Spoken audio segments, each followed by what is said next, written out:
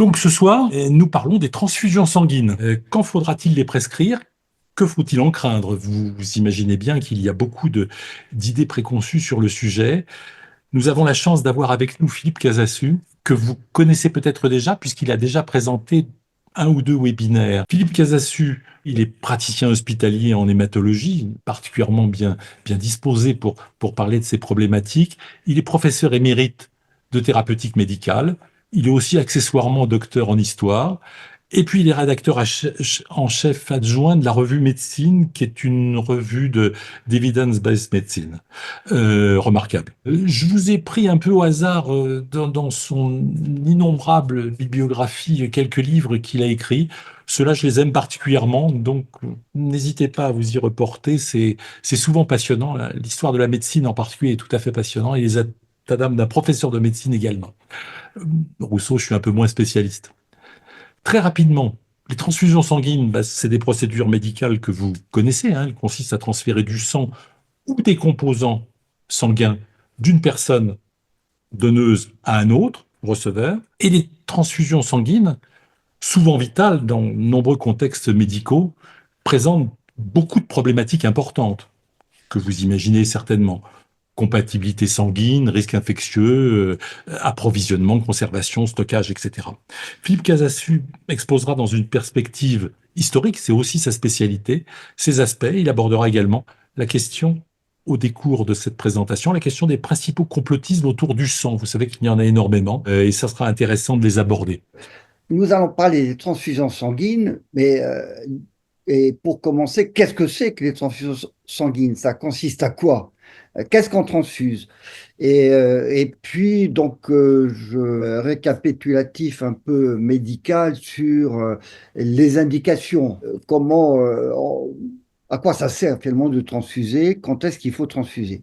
Et puis, on va beaucoup parler des complications, que craindre, puisque on est dans une période où on a toujours un peu peur de tout. Alors, est-ce qu'il y a effectivement des craintes à avoir? Oui, il y en a. Et pourquoi? Et ça, plutôt que d'être complètement théorique, j'ai pensé que ça serait plus intéressant, peut-être un peu plus attrayant, de me servir de l'histoire pour arriver à faire comprendre tout ça. Voilà. Alors, qu'est-ce qu'on transfuse? Ben, on transfuse essentiellement des globules rouges, des plaquettes sanguines et des leucocytes. Enfin, c'est l'essentiel des cellules sanguines qu'on transfuse. Même si, quand nous parlons de transfusion, de manière générale, c'est vrai que ça concerne surtout les globules rouges. Et d'ailleurs, les autres peut-être de moins en moins. Mais aussi, on transfuse ce qu'on appelle du plasma frais congelé. Et il y a des situations où c'est très utile. Et dans le plasma frais congelé, comme il est frais, c'est souvent... alors, dans le plasma frais congelé, il y a à la fois les mélanges de plasma de diverses personnes. Ça, c'est utile pour... apporter des facteurs qui manquent à une personne et qui peuvent provenir de divers donneurs. Ça pose pas de problème parce qu'il n'y a pas les cellules dedans. C'est aussi souvent utilisé pour les problèmes hémorragiques par manque de plaquettes parce que ça apporte des facteurs de coagulation qui peuvent être aussi utiles. Et c'est en particulier ce qui est utile pour les hémophiles quand ils ont des saignements parce que les hémophiles manquent d'un facteur de coagulation et le plasma fréquent gelé en apporte. De plus en plus aujourd'hui, puisqu'il y a le moyen de fabriquer des facteurs, le facteur qui manque, des facteurs recombinants de ces facteurs anti-hémophiliques, ben, on utilise de plus en plus ces facteurs pour éviter ce genre de transfusion. Et puis je cite, mais c'est très ponctuel, c'est habituel pour les hématologues, hématocancérologues, je dirais, c'est les cellules souches de la moelle. Et ça a apporté un progrès énorme dans beaucoup de maladies hématologiques malignes, les leucémies d'une manière générale. C'était en fait le moyen de faire des greffes de moelle. Au début, on faisait des greffes de moelle, c'est-à-dire que quand quelqu'un avait par exemple une aplasie de la moelle, et pour des raisons X, il ne fabrique plus de moelle, ou bien il a une leucémie aiguë, on lui fait un traitement et on veut éviter la rechute, donc remplacer la moelle malade par une moelle normale, eh bien on faisait une greffe de moelle, ce qu'on appelle une allogreffe de moelle, c'est-à-dire qu'on prend la moelle de quelqu'un de sain, mais qui a une moelle normale, on prélève au bloc opératoire, ça durait une bonne heure, on prélève la moelle et ensuite on va la transfuser au malade, c'est ça la greffe, et puis les cellules de la moelle vont se loger dans la moelle et recoloniser la moelle et refabriquer les globules. Alors aujourd'hui, parmi les grands progrès de ces 20-25 dernières années, on n'a plus besoin de faire une greffe de moelle parce qu'on a le moyen de faire sortir les cellules de la moelle dans le sang, on les recueille comme dans un don de sang pour les transfusions, on les met de côté, on les congèle, et puis le jour J, on les transfuse au malade. Donc la greffe, c'est une transfusion de cellules souches de la moelle. Ça fait partie de ces grands progrès, encore une fois, de ces 20 dernières années qui a contribué à guérir un certain nombre de leucémies. Voilà, les types de traitements. Alors, je ne vais pas insister plus là-dessus. Et puis, comme vous voyez sur cette plaque, j'ai mis en dessous, de plus en plus, on utilise des facteurs de stimulation. Et on va voir que dans un certain nombre de cas, on peut éviter de transfuser quand la moelle est capable, bien entendu, de réagir à ces produits qui sont ce qu'on appelle les facteurs de stimulation. Le PO, on entend parler au Tour de France, quand il y a des dopés qui se droguent à l'EPO. Ben, le PO, ça fait quoi? Ça fait fabriquer des globules rouges par la moelle osseuse. Alors, si la moelle réagit bien, est capable de répondre, quand on donne de l'EPO, ben, ça augmente les globules rouges, donc ça peut réparer une anémie, éviter une anémie. Alors, ceux qui se dopent, les sportifs qui se dopent, c'est pour en avoir un petit peu plus, pour avoir encore plus d'énergie, et être moins sensible à la fatigue des efforts. Mais voilà, donc l'EPO est en particulier, il y a une indication qui est logique, qui est l'insuffisance rénale. Pourquoi?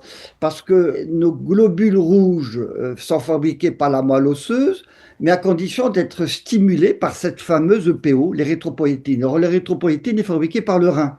Donc, quand il y a une insuffisance rénale, eh bien, on fabrique moins d'érythropoïétine et on a une anémie. Les gens qui ont une insuffisance rénale terminale, ils ont la moitié de globules rouges. Bon.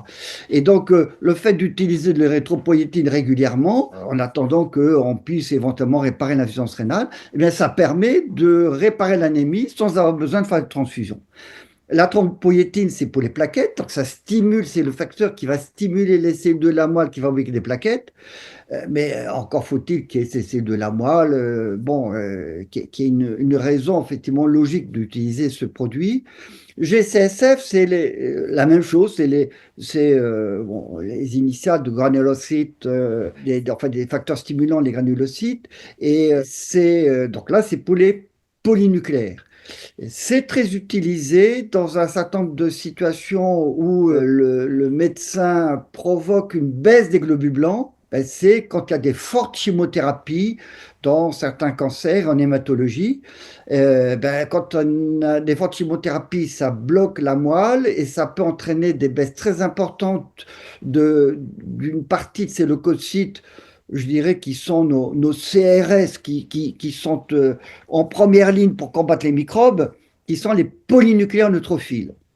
Eh ben, le GCSF, ça stimule la fabrication des polynucléaires neutrophiles, donc ça permet de raccourcir le temps de ces baisses de neutrophiles, et ce qu'on appelle la neutropénie. Et alors, c'est d'autant plus intéressant que même s'il y a 30 ans, on faisait des transfusions de polynucléaires, de granulocytes, de leucocytes, eh on l'utilise de moins en moins aujourd'hui.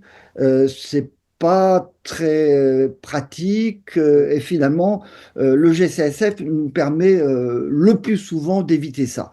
Il y a des cas très très ponctuels d'aplasie médulaire où ça peut être possible chez quelqu'un qui est très infecté et qu'on n'arrive pas à contrôler. Voilà.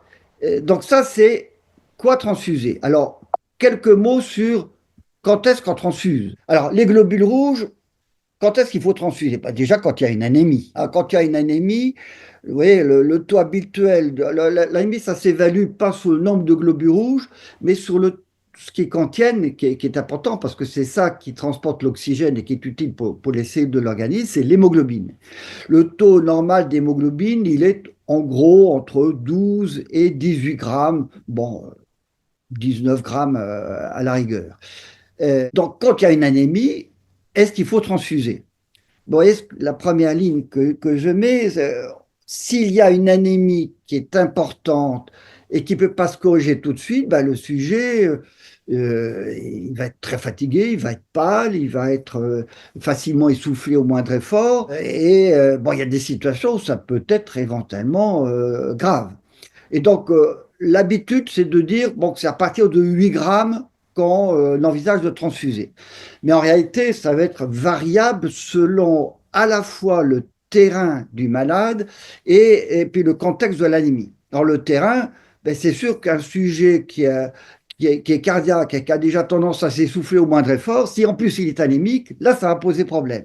Et donc, la transfusion peut être nécessaire et chez certains malades, quand des anémies chroniques, on peut être amené à faire des transfusions itératives, régulières, pour maintenir à un certain taux qui va être bien sûr variable d'un sujet à l'autre. Personnes âgées, on pense à l'irrigation du cerveau, donc il est évident que l'anémie peut être préjudiciable. Je vais vous raconter une anecdote personnelle pour vous expliquer que dans la vie de tous les jours, les chiffres, ça donne une indication, mais ça ne suffit pas. Il m'est arrivé une année où il y a eu une grève des internes dans mon hôpital et le professeur que j'étais a été réquisitionné pour faire les gardes d'urgence de nuit. Et donc, j'ai été réquisitionné. Le premier malade qui arrive aux urgences, c'était une femme qui était anémique. Elle avait une cinquantaine d'années. Elle avait une anémie très importante. Elle avait 5,5 g d'hémoglobine. Donc, vous voyez, par rapport aux chiffres que je vous ai donnés, c'était beaucoup plus bas. Eh bien, je ne l'ai pas transfusée. Alors pourquoi ne l'ai-je pas transfusée? C'est parce que j'ai vu tout de suite dans son bilan le diagnostic, elle avait une anémie un peu spéciale qui s'appelle l'anémie de Birmer, qui est due à un manque de vitamine B12. Et cette anémie, elle n'existait pas depuis une semaine. Si elle avait atteint ces chiffres-là, c'est qu'en fait, son anémie avait commencé il y a 6 mois. Et donc, depuis 6 mois, elle était de plus en plus fatiguée, mais enfin, elle n'était pas en danger de mort. Et donc, je ne l'ai pas transfusée. J'ai fait débuter le traitement le lendemain par la vitamine B12, qui ne répare pas tout de suite l'anémie, mais qui peut déjà monter un tout petit peu le taux d'hémoglobine et mettre en sécurité. Donc, vous voyez, c'est juste pour vous donner une idée qu'on a des chiffres, on a des caractères pour décider des traitements, mais c'est tout un contexte qui aide l'attitude du médecin. Ben, quelqu'un qui va avoir une intervention chirurgicale importante qui peut faire saigner, s'il est déjà anémique, on n'aime pas trop. Et donc, on peut être amené, alors, je pense par exemple à un accident de la route, il a saigné, donc on peut être amené à faire une transfusion immédiate pour rendre possible l'intervention chirurgicale. Si c'est quelque chose qui est programmable à l'avance, ce qu'on fait aujourd'hui, donc il faut savoir que ça existe et que c'est très utile, on fait des autotransfusions. C'est-à-dire que si le malade va être opéré, que l'opération, on pense qu'elle va faire beaucoup saigner, eh bien, on lui prend son sang, on le congèle, et enfin, une quantité, 1, 2, 3 kiloglobulaires, ça dépend de l'importance de l'opération, et puis comme ça, on va pouvoir lui transfuser son propre sang, et donc éviter les inconvénients éventuels. Et puis, alors, bon, il y a des indications, lorsqu'il y a des anémies chroniques incurables, ben, je vous ai parlé de l'aplasie médulaire, quand la moelle ne fonctionne plus du tout, quand c'est provoqué par une leucémie avec probablement une phase d'anémie qu'on s'attend à être très longue, très problématique, eh bien, on peut être amené à faire des transfusions itératives. La thrombopénie, maintenant. La thrombopénie, donc c'est la baisse des plaquettes. Oui, le taux habituel, c'est entre 150 000 et 300 000. Et pourquoi est-ce qu'on peut transfuser des plaquettes? Bon, quand les plaquettes baissent, il y a un risque d'hémorragie, puisque les plaquettes sont les éléments qui sont les premiers à intervenir pour arrêter une hémorragie. Hein, ça fait un petit caillot, il y a un trou on se coupe la main, il y a un trou, ça saigne, ben les plaquettes vont faire un petit caillot qui boucher le trou et puis déclencher le caillot complet. Et donc, quand il n'y a pas beaucoup de plaquettes, ben, on risque d'avoir des hémorragies. Or, pas beaucoup de plaquettes, vous voyez que l'habitude, c'est quelqu'un qui a une thrombopénie importante, on envisage de transfuser des plaquettes à des chiffres très bas, hein, jusqu'à 5000. Alors, ça dépend bien sûr de l'âge, du contexte, ça peut être jusqu'à 20 000. Alors, ça dépend aussi de la cause. Quand la trompée est due à des anticorps, je passe sur le détail, mais des anticorps induits par exemple par un virus, ça peut arriver, la transfusion de plaquettes, ben, les plaquettes vont être détruites aussi par les anticorps. Donc, c'est pas une très bonne idée. Donc, c'est plutôt le traitement concernant les anticorps, par exemple les corticoïdes, qui vont être utiles. Voilà, donc on ne se refuse pas forcément devant n'importe quelle baisse de plaquettes. Par exemple, s'il y a une baisse de plaquettes, même jusqu'à 50 000, et qu'il y a un geste qui peut faire saigner, comme une biopsie de foie, une ponction lombaire, ce qui est cité, ça fait partie des gestes relativement courants qu'on peut être amené à faire, et bien donc là, il faut remonter les plaquettes pour éviter d'avoir des hémorragies importantes. Bon, le reste, j'en parlerai tout à l'heure. Les globules blancs, dont je vous ai dit, ça devient de plus en plus exceptionnel et on utilise plutôt les facteurs de croissance. Et la question peut se poser au-dessous de 500 polynucléaires. Normalement, le taux de polynucléaire il est entre 2000 et 8000. Mais au-dessous de 500, il peut y avoir des risques d'infection et on peut être amené quelquefois à faire des transfusions de polynucléaires, mais ça devient de plus en plus rare. Alors, quelles sont les complications les plus importantes? Et c'est là où je vais venir un petit peu l'histoire des transfusions. La première transfusion, c'est la première transfusion qui a amené à constater des accidents.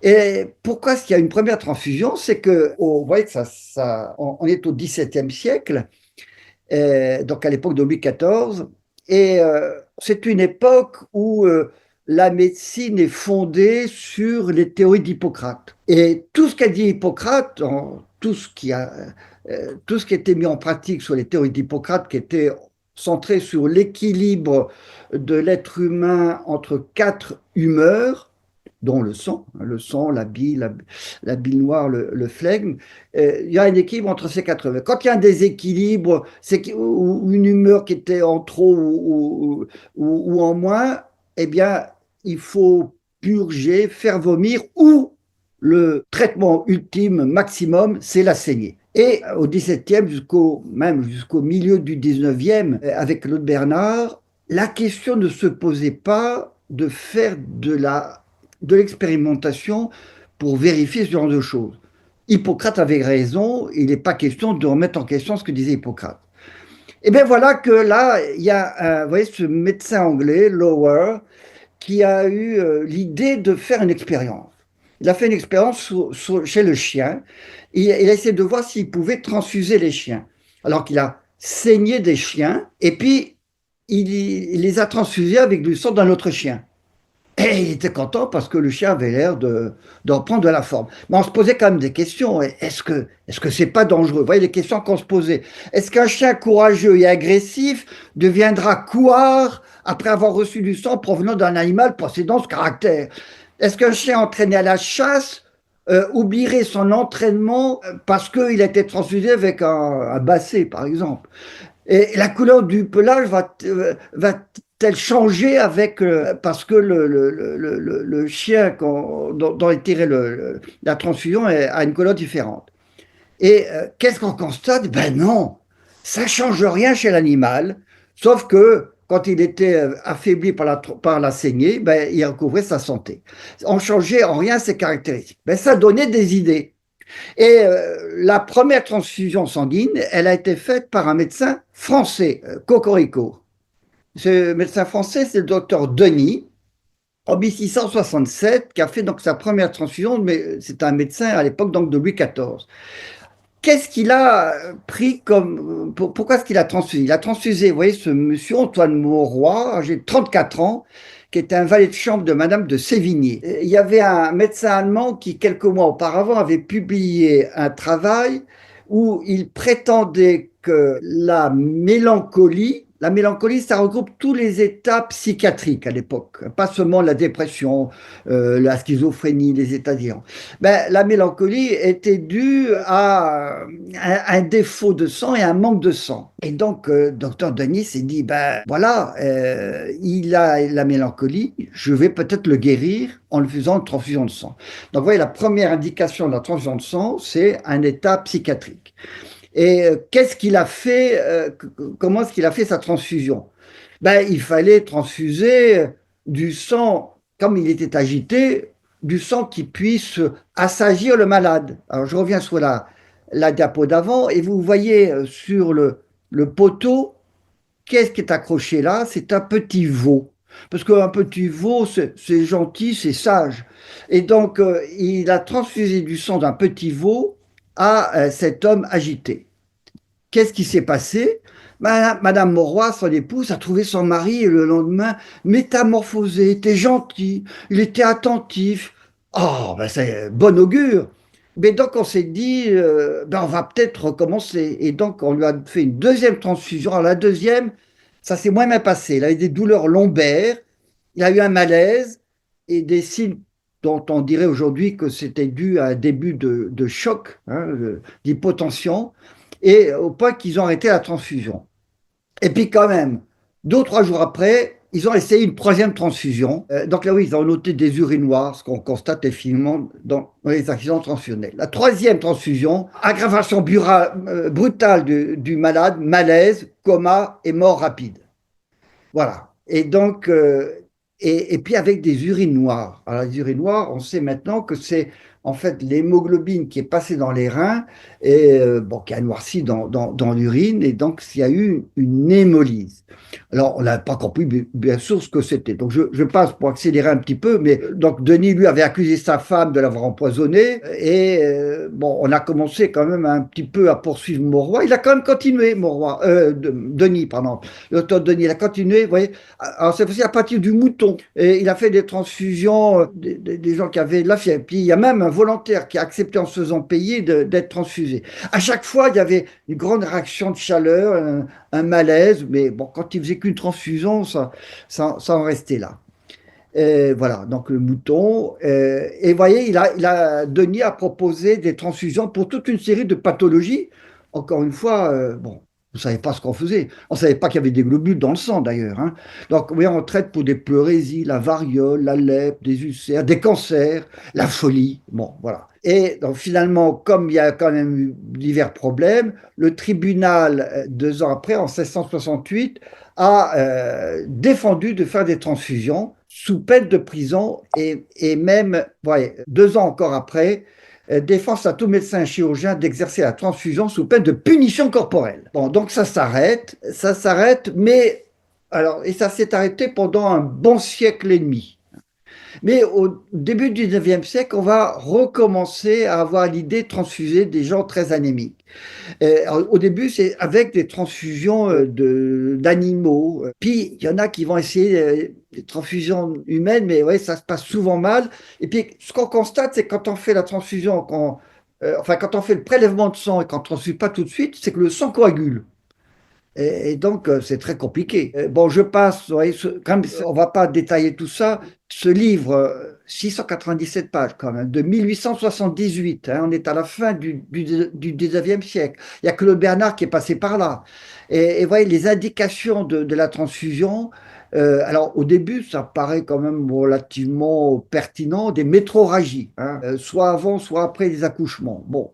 Des transfusions dans le cas d'hémorragie pour blessure. Alors aujourd'hui, on serait d'accord. Mais aussi des tumeurs, des septicémies. Puis je continue plus bas, diarrhée, vomissement, en cas d'empoisonnement. Et puis on va retrouver des infections diverses, l'asphyxie des nouveau-nés, l'éclampsie, l'hystérie. Donc il y a un petit peu tout, donc encore à la fin du 19e siècle. Et alors, on commence à développer un petit peu quand même la transfusion, donc à la fin du 19e siècle et au début du 20e. Et vous voyez que la première méthode interhumaine, ça a été une méthode un peu coriace, puisque ça entraînait la perte définitive de l'artère radiale. Vous voyez l'exemple, là, on met le bras du donneur à côté du bras du receveur.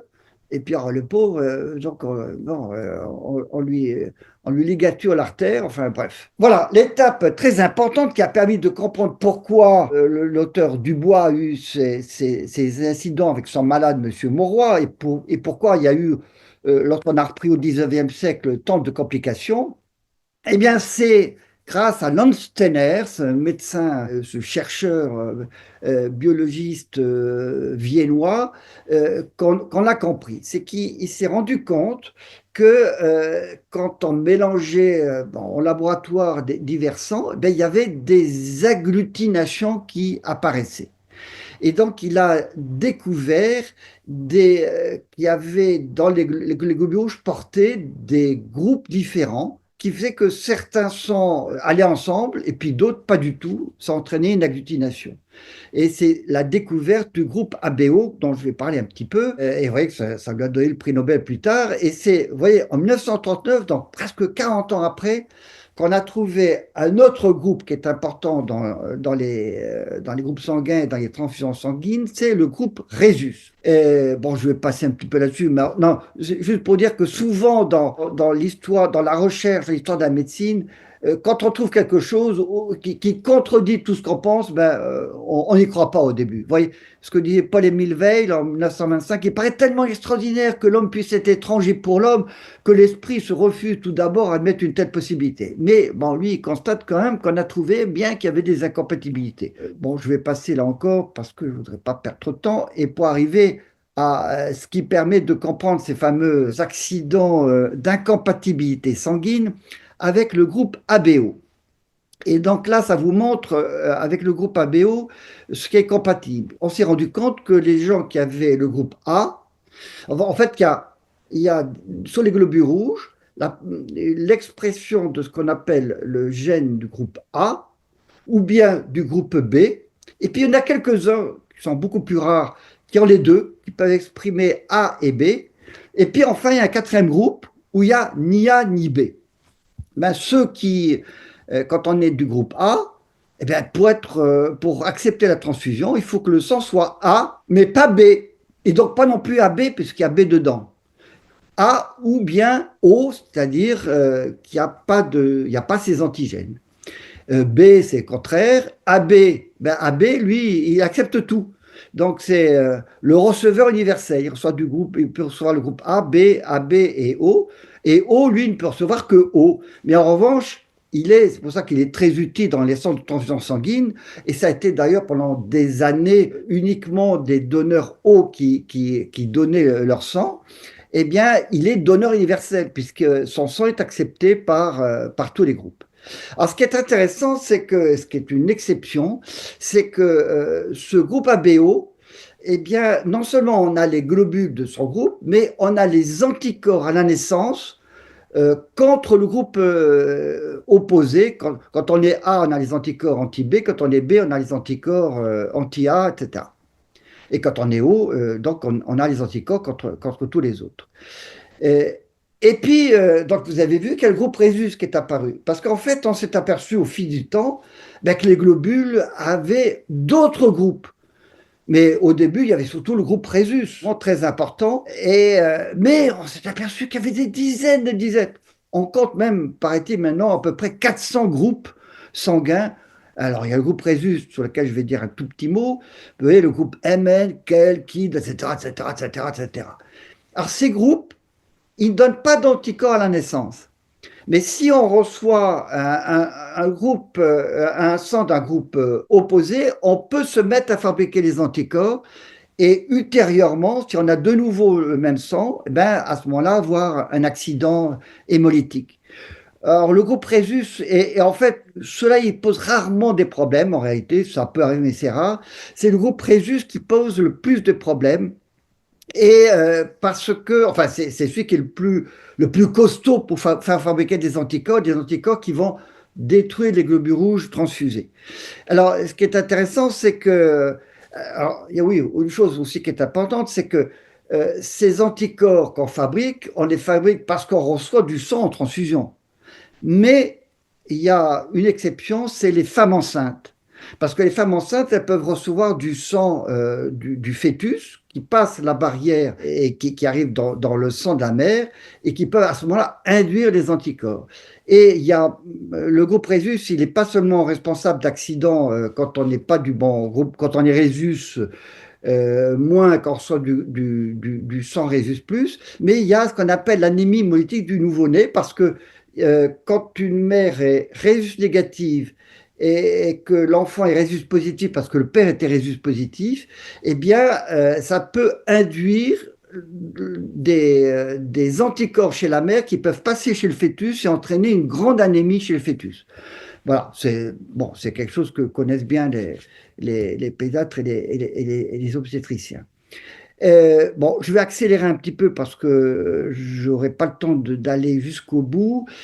Juste pour faire allusion à cette découverte importante d'un médecin belge, Albert Hustin, qui, je passe au détail, mais en bon observateur, il s'est rendu compte que quand enfin, le citrate, les citrates qui permettent de stabiliser le mastic, ça permet d'éviter de faire des agglomérats. Quand il a essayé de mettre dans du sang qui venait d'être prélevé, et ça a permis d'empêcher la précipitation du sang, donc de rendre de maintenir l'activité du sang. Voilà. Et donc, ça a été utilisé. Et à partir de ce moment-là, le citrate de soude a été utilisé et mis dans les prélèvements de sang. Et ben, ça a permis de conserver le sang. Et donc, ça, c'est très important, puisque au lieu de transfuser en urgence du donneur au receveur, ce qui a été fait, par exemple, pendant la Première Guerre mondiale aux Dardanelles, où on transfusait aux blessés à partir du sang du donneur, eh bien, on a pu les mettre au frigidaire, en plus au congélateur, au réfrigérateur, je veux dire. Et donc, ça permet d'ailleurs de maintenir, de garder pendant plusieurs semaines le sang. Donc, ça a été effectivement très utile. Bon, je vais aller un petit peu plus vite là-dessus. C'est pour dire, donc, à partir de la Première Guerre mondiale, on a commencé vraiment à s'intéresser beaucoup aux transfusions, à stocker le sang. Vous voyez qu'il y a le centre de transfusion sanguine qui est apparu donc dès 1923. Et vous voyez que, bon, du coup, ça réduit considérablement les décès par hémorragie de la délivrance. Donc, c'est une force importante. Et vous voyez que dans les années 50, on commence à avoir beaucoup de dons de sang. Et les progrès qui continuent, bien sûr, comme toujours dans tous les domaines, on s'est rendu compte aussi qu'il y avait quelquefois, alors dans les années 50, c'était surtout la syphilis qui risquait d'être transmise par les transfusions, donc il y a quelquefois des complications infectieuses. Et puis, bon, vous savez, ensuite on a trouvé la contamination par le virus de l'hépatite B. Et puis, on connaît en 1985 l'affaire du sang contaminé, qui est venue d'ailleurs plus par les perfusions de plasma pour les hémophiles que de sang, mais aussi de sang, bien entendu. Il y a des malades qui ont été transfusés pour leucémie, qui sont morts du sida à ce moment-là. Et donc, on a su que pour un certain nombre de virus, il fallait absolument les dépister et s'assurer que le donneur n'avait pas ce risque. Ben, le grand risque, donc vous avez vu, c'est l'allo-immunisation. Hein. C'est les accidents transfusionnels. Et donc, il y a eu des accidents transfusionnels qui entraînaient la mort, hein, parce que ça entraînait, vous avez vu, c'est, dans l'histoire de Dubois, ces urinoirs. Les urinoirs, c'était à cause de l'hémoglobinurie, l'hémoglobine qui noircit dans l'urine.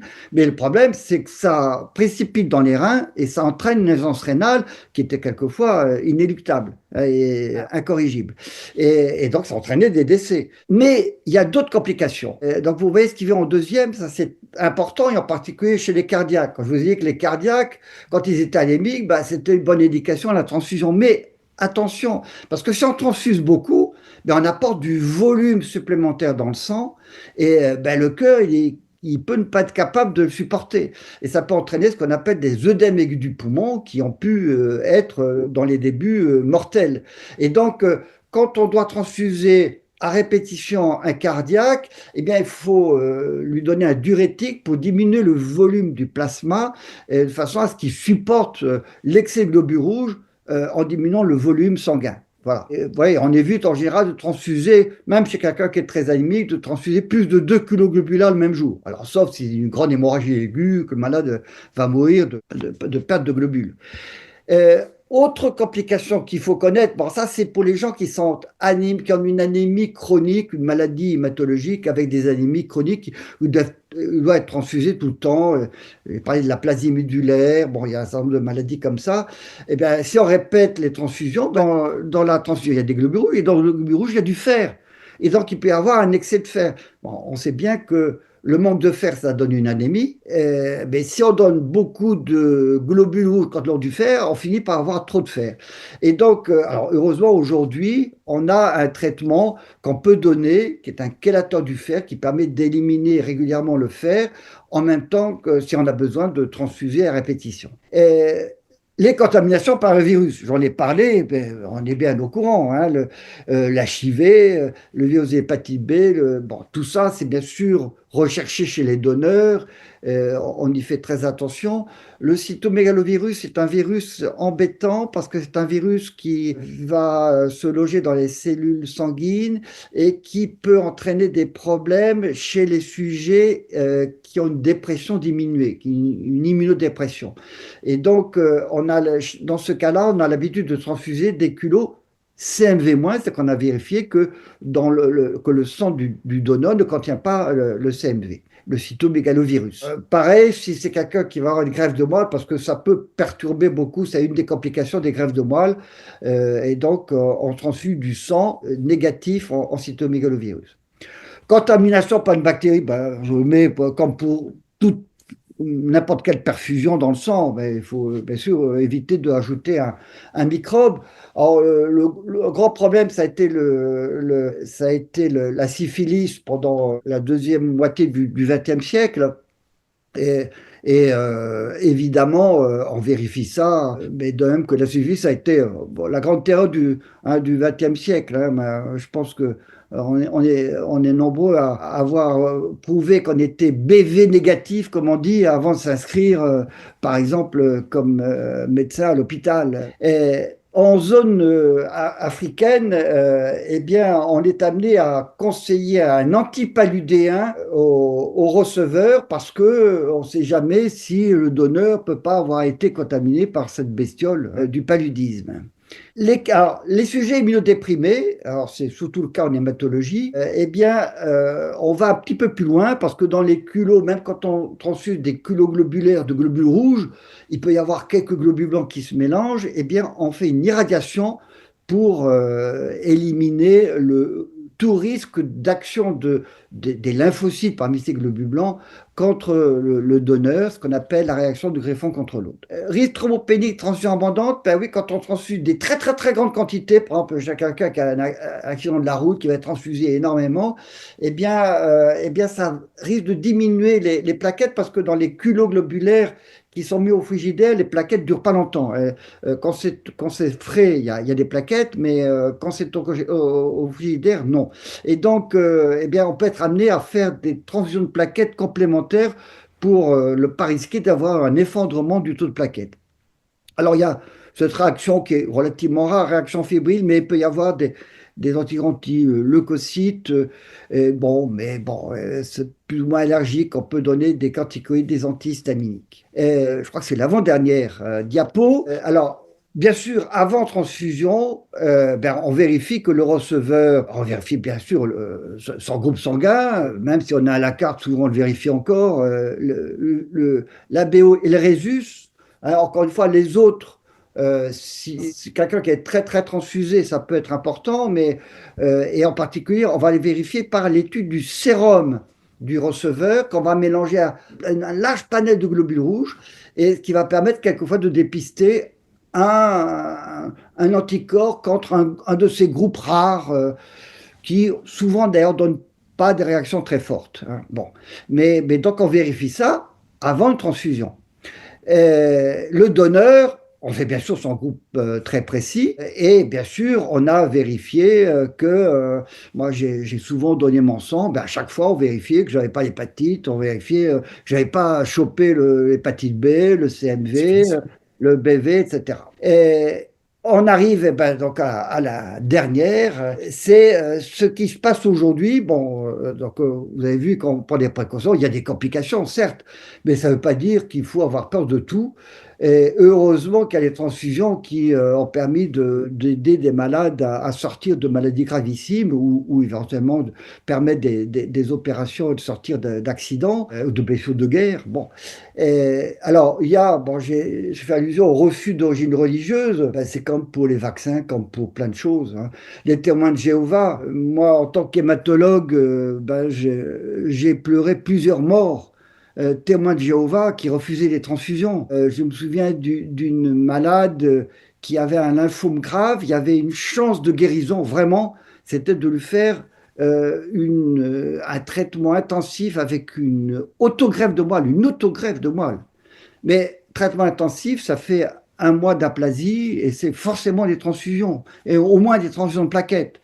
Et elle est venue, attendez, elle est revenue avec sa famille et le général, ce qu'ils appellent le général, c'est le responsable départemental des témoins de Jéhovah. Ils ont refusé ça. Ben, elle est morte de son lymphome. Voilà. Et mais j'ai eu plusieurs morts de leucémie. Quand c'est une jeune femme de 22 ans, elle avait refusé les transfusions. Ben, un leucémique qui refuse les transfusions, on ne peut rien faire, hein. La secte Rudolf Steiner, qui s'avère importante, qui est très répandue dans le monde, beaucoup en Allemagne, aux Pays-Bas, c'est l'anthroposophie. Alors, eux, ils ont une théorie très importante, ils sont en relation avec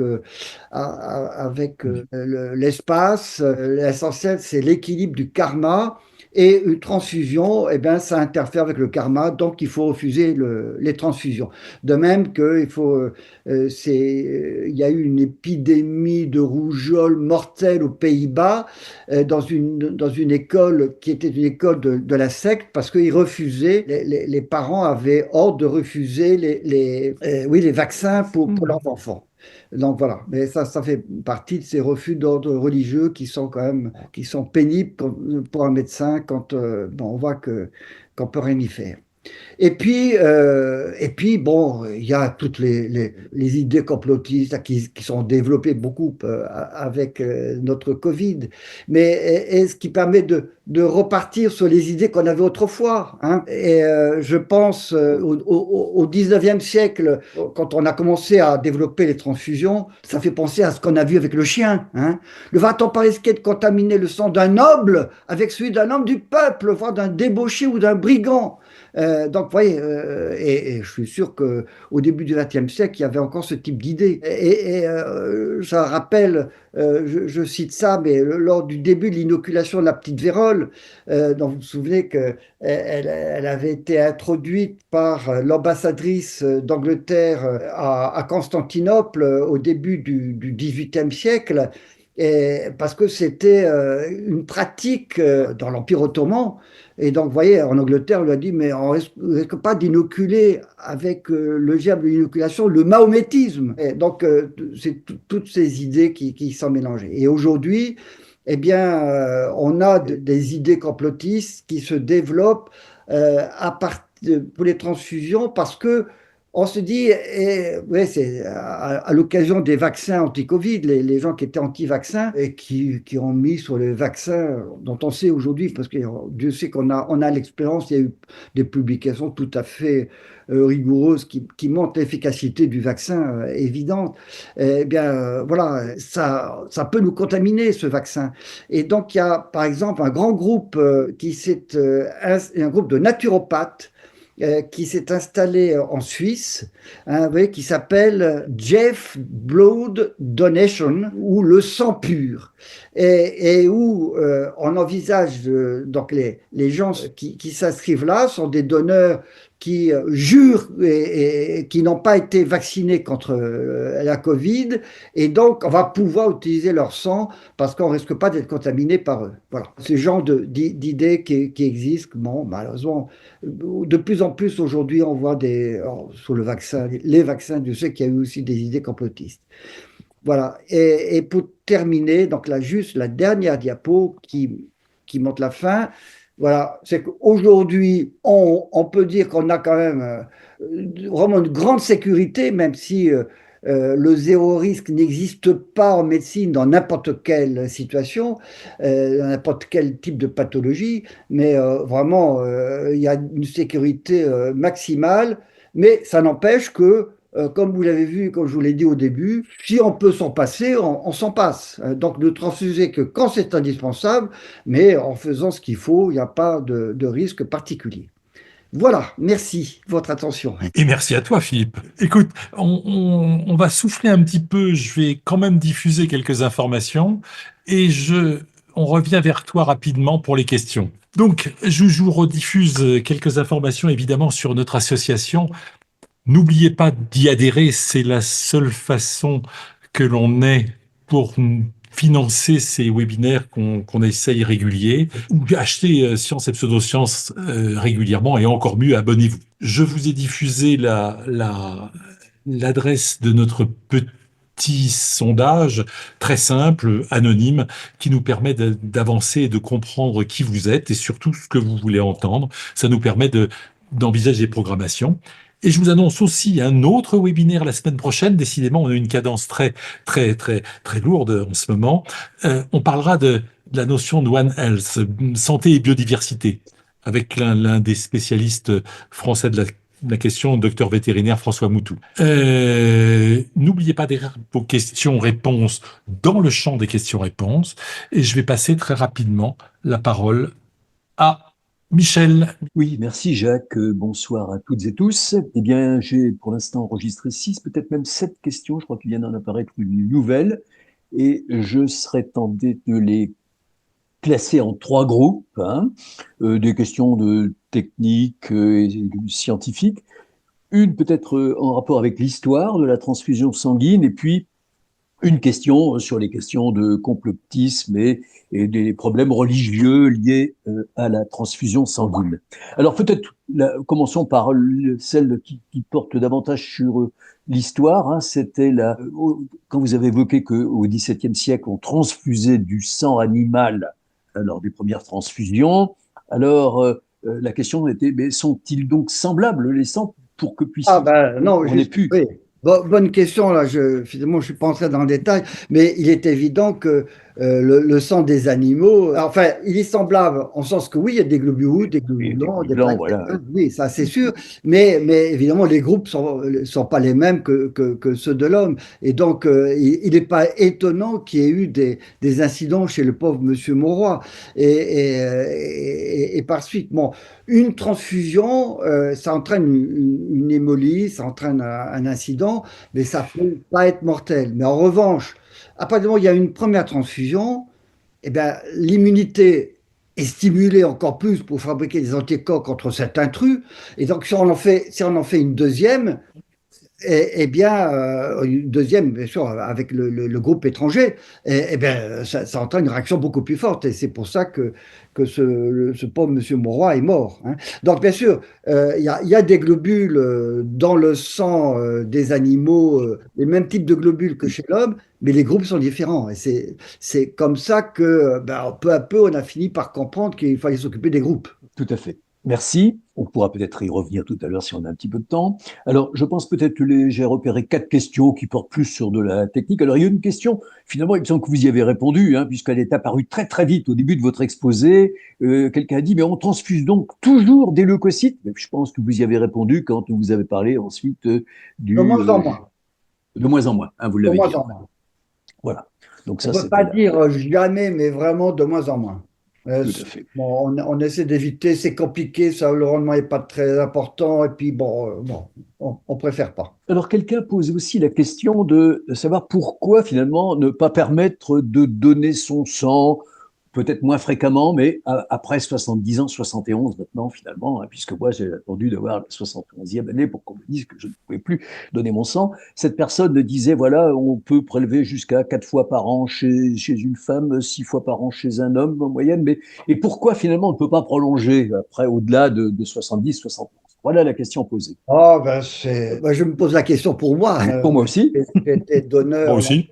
mais je pense que c'est pas prudence, quoi. Les médecins transfuseurs préfèrent ne pas prendre de risques chez un sujet un peu plus âgé qui peut avoir un peu plus de risques, d'avoir un peu plus de risques d'avoir des pathologies chroniques, d'avoir un Risque, cœur qui se porte moins bien, etc. Bon.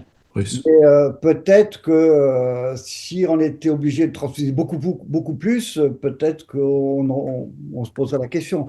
Mais actuellement, bon, je pense que même si les centres de transfusion disent qu'il manque souvent de culots, mais enfin, j'ai pas une réponse absolue. Il y a pas, c'est pas interdit par la loi, c'est une habitude des centres de transfusion plutôt d'épargner les sujets à partir d'un certain âge. Voilà.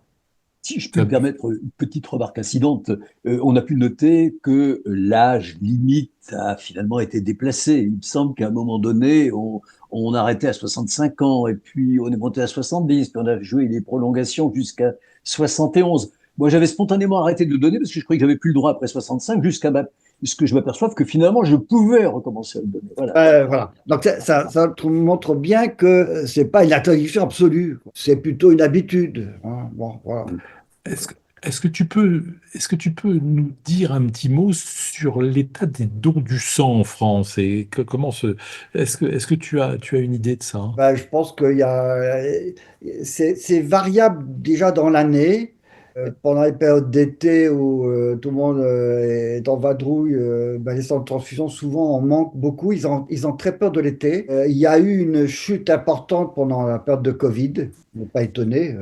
Enfin, voilà, Mhm. et tout s'est écroulé dans toutes les activités médicales et hospitalières. Disons qu'on ne peut pas dire qu'il y ait un trop-plein dans les centres de transfusion, quoi. Sûrement. Hein. Non, Oui, je crois merci. savoir, participant dans ma ville à quelques opérations de sensibilisation, notamment pour des nouveaux donneurs. La question, c'est que il y a les donneurs habituels, ceux qui ont pris l'habitude et qui donnent régulièrement leur sang. Et puis parfois, il faut entraîner un petit peu les nouvelles générations, faire des appels aux nouveaux donneurs. Donc, l'établissement français du sang, avec des associations de donneurs de sang bénévoles dans les villes, organise des petites manifestations destinées à sensibiliser des personnes qui n'ont pas pris l'habitude de donner leur sang, à faire un premier don au moins, voilà, des opérations qui peuvent se faire. Alors, toujours peut-être sur le même registre que là, 70 ou 71 ans, là, je vois une question qui vient d'arriver. On manque de sang actuellement dans les centres de transfusion. Pourquoi refuser les femmes qui pèsent moins de 50 kilos, par exemple? Ah ben, j'ai pas de réponse. Bon, Alors, c'est par peur d'être nuisible, mais bon, c'est peut-être pas scientifiquement solide, quoi. Ouais, mais enfin, bon. oui. Alors, une question technique, là. Vous avez évoqué la question de l'irradiation du sang dans certains cas, la nécessité d'irradier le sang avant de le transfuser dans certains cas. Alors, comment protège-t-on? D'abord, comment on le fait? Quel type de rayonnement? Le rayonnement gamma, c'est la question qui a été posée. Et comment protège-t-on dans ce cas les globules rouges? Donc, comment ne pas être sélectif dans la... Les globules rouges ignorent complètement les rayons. Hein, ils n'ont pas de noyau. Les globules rouges s'en fichent complètement. Donc, non, c'est une irradiation par rayon gamma, je pense. C'est tout simple. Hein, voilà, c'est vite fait et ça permet d'éliminer. Alors là, vraiment d'éliminer complètement tout risque de. S'il y a quelques lymphocytes qui arrivent chez un sujet qui est très diminué en lymphocytes, qui est immunodéprimé. Dans ce cas-là, les lymphocytes qui arrivent peuvent attaquer la moelle, attaquer les cellules du donneur et entraîner un problème sérieux. Chez le sujet lambda, dans le globulaire, ils ne sont pas très nombreux. Hein, et donc, chez le sujet lambda, ça n'a aucune importance. Ils sont éliminés, ça n'entraîne aucune conséquence. Alors, j'ai deux questions là maintenant qui concernent notamment les témoins de Jéhovah. La première question à se poser, c'était celle des alternatives. Est-ce que finalement, il y a des alternatives pour essayer d'apporter, d'essayer de sauver la personne qui ne refuse une transfusion sanguine?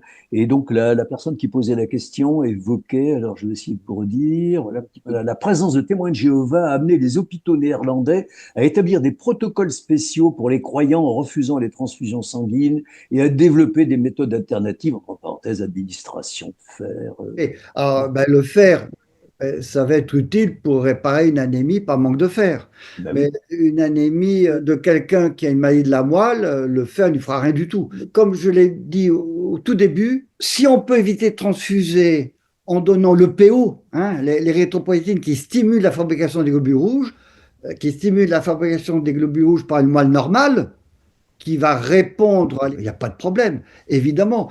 Et il n'y a pas que pour les témoins de Jéhovah. Si on peut, quelqu'un qui a une anémie, il y a certaines anémies par une insuffisance de production de la moelle, mais qui n'est pas totale. Enfin, ça peut répondre un peu pendant quelques temps, en tout cas l'érythropoïétine. Bon, ben, très bien. On préfère faire ça que transfuser. Mais malheureusement, bon, c'est quand même très limité. Vous avez parlé d'une jeune femme leucémique.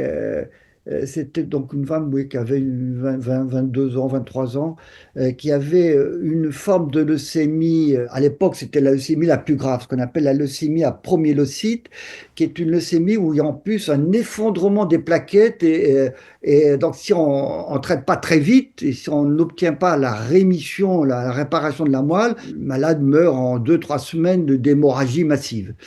Et donc, on avait obtenu, miracle, que son entourage accepte qu'on lui fasse une transfusion de plaquettes, qui était vitale, sinon elle mourrait dans les 24 heures. Donc on lui a fait son plaquette, on lui a fait son traitement, et elle a pu avoir le début de la rémission, et bien ensuite il fallait faire les transfusions de globules rouges, et là ils ont refusé, et elle est morte un mois après, voilà.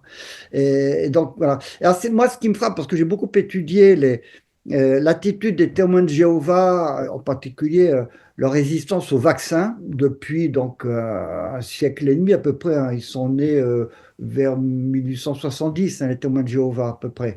Eh bien, ce qui me frappe, c'est que selon les responsables mondiaux, il y a des hauts et des bas. Par exemple, de temps en temps, ils acceptaient, à un moment, ils ont accepté qu'un témoin de Jéhovah donne sa moelle. Ça paraît bizarre. Et puis, même, justement, il y a je crois qu'à un moment, ils acceptaient des transfusions de polynucléaires, de globules blancs. Puis ensuite, 5 ans après, ils refusaient. Ils refusaient le vaccin, puis 10 ans après, ils ont accepté, puis 10 ans après, ils ont de nouveau refusé. C'est quand même, ça amène à réfléchir sur le comportement de cette secte, quoi. C'est vraiment singulier. Mais malheureusement, en tout cas dans la région parisienne, puisque j'ai au moins 3 cas, l'habitude c'était de refuser la transfusion de globules rouges, hein, ça c'est sûr. J'ai une question, toujours, qui porte à cette question qui touche à l'éthique médicale. Existe-t-il des dispositions permettant à un médecin de passer outre la volonté des patients de refuser une transfusion, par exemple pour de jeunes enfants qui seraient mis en danger par le refus des parents? Voilà, c'est la question notamment des mineurs, face à des majeurs responsables. Alors, pour les mineurs, j'avoue que là, ça touche à ma limite de connaissance. Peut-être que ça doit passer par un juge des enfants. Il est possible que un magistrat puisse intervenir pour des enfants dans ce cas-là. J'avoue que pour les témoins de Jéhovah, je ne sais pas. Ce que je sais en tout cas, c'est que pour les adultes, eh bien, un médecin a été condamné pour avoir passé outre. D'accord. D'accord. Pour les enfants, oui, je vois effectivement une personne qui, dans dit dans les cas d'urgence, il me semble que le procureur de la République peut ordonner la transfusion, même sans l'accord du sujet, en particulier mineur. Voilà, il posait la question de savoir si quelqu'un avait la même information, mais je ne pense pas que ce soit le procureur. Moi, je pense qu'il faut que ce soit un juge, parce qu'un procureur n'est pas un juge, hein, c'est un vrai juge. Je pense que c'est le juge des enfants, hein. C'est le juge des enfants, hein. Oui, tout à fait. J'ai aussi une question de ma consoeur, Madame le professeur Jeanne Brugère-Picou, hein, qui dit voilà, il y a peut-être de nouveaux virus, virus humain cousin de ceux que l'on connaît chez le porc, où l'on observe une immunodépression, d'où le nom de sida du porc dans les médias. Je me rappelle avoir signalé ce problème dès 1995 à un responsable du ministère de la Santé sur les analogies entre ces maladies porcines qui se traduisent cliniquement par un amaigrissement et le risque pour l'homme.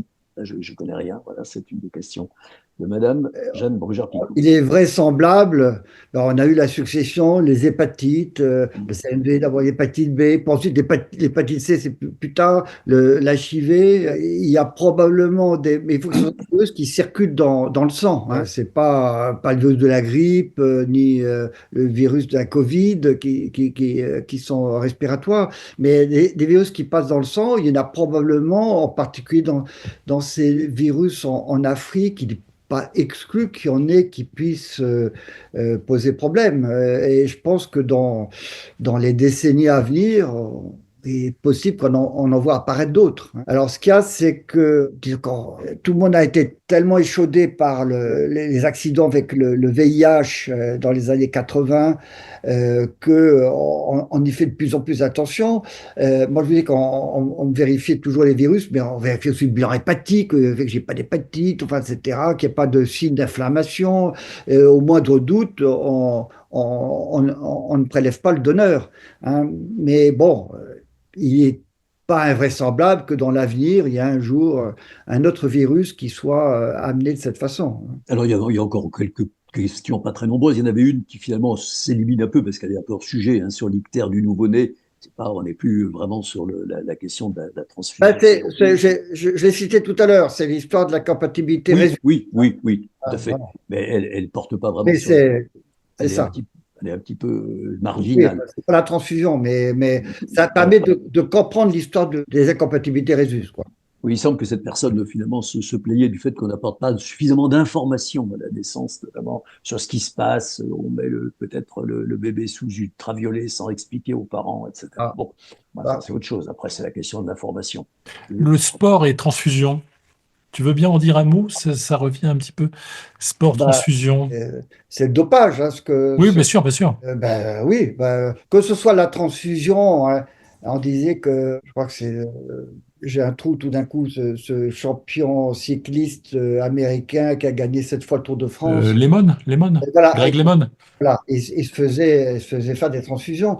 Alors, c'est soit les transfusions, soit l'érythropoïétine qui a le même effet, puisque là c'est presque plus intelligent, puisque ça fait fabriquer un excès de ces globules rouges. Bon, dire que si on le fait, mais que l'adversaire ne le fait pas, c'est sûr qu'on est on est avantagé de façon un peu illégale, quoi, pour l'érythropoïétine. Pour la transfusion, en plus, bon, même si il ne faut pas avoir fait une grande montagne des risques, hein, Greg Lemon, il n'y a pas de complications de ces transfusions, mais c'est sûr que ça, pour un médecin, c'est pas moral, puisque c'est transfuser quelqu'un qui n'a pas besoin d'être transfusé.